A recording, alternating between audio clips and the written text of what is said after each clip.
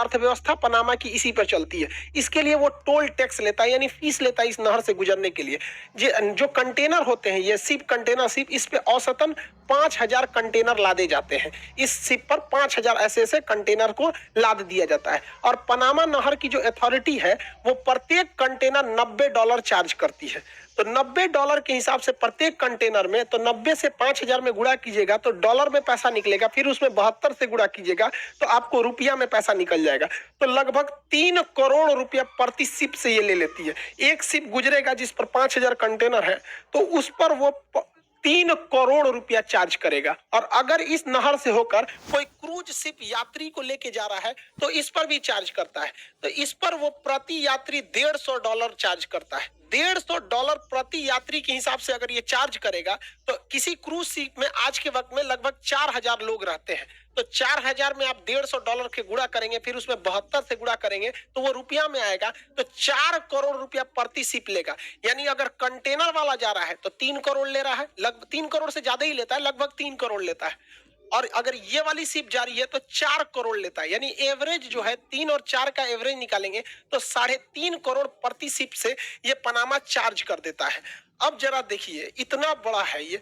प्रतिदिन यहाँ पे 40 शिप गुजरते हैं सब, चाहे वो कंटेनर वाला हो या फिर वो क्रूज शिप हो। 40 शिप प्रतिदिन निकलते हैं। इस हिसाब से प्रतिदिन की जो कमाई हो जाती है इसकी 140 करोड़ रुपए प्रतिदिन हो जाता है। इसका एक दिन में 140 करोड़ रुपए हो जाते हैं।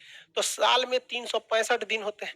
365 दिन का मतलब अगर हम 3.5 करोड़ प्रति शिप का एवरेज भी निकालते हैं तो 51,000 करोड़ रुपया केवल पनामा को इस नहर से ही हो जाता है कमाई।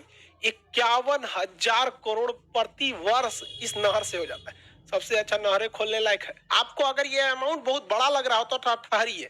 अभी क्या है कि जो शिप बिल्डिंग कंपनी है वो अब बड़े साइज के कंटेनर को बना रही है, जिसमें ज्यादा से ज्यादा कंटेनर को रखा जा सके। शिप का साइज इतना बड़ा हो गया है तो पनामा कह रहा है कि भैया ये तो हमारे पनामा नहर में तो फंस जाएगी ही नहीं। तो पनामा एगो और नया पनामा नहर बना रहा है, उसमें चौड़ा बना दिया उसको और लंबा, कि इसमें से और बड़की बड़की शिप निकल जाएगी। तो पहले जो शिप की क्षमता 5,000 कंटेनर ले जाने की थी, अब शिप में वो क्षमता बढ़ के 14,000 हो गई है। यानी लगभग 3 गुना उसकी क्षमता बढ़ गई है। तो चार्ज भी अब पनामा नहर 3 गुना लेगा, क्योंकि वो तो प्रति कंटेनर पर चार्ज करता है।